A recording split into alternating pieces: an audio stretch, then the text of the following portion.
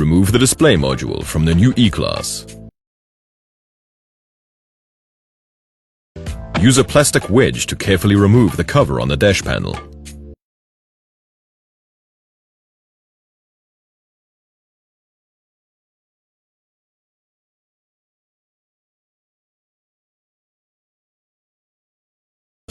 The 3 fastening screws for the display module are located underneath.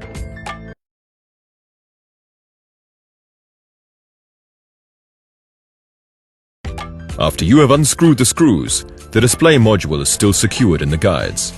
Use a suitable tool to release it from the guides.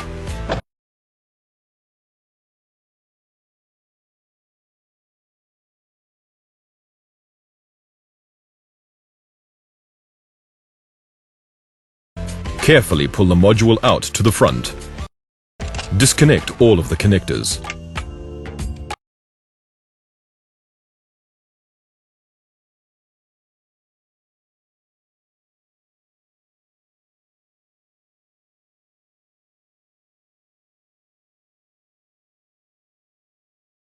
When setting down the display module, ensure that you place it on a soft surface in order to prevent any damage.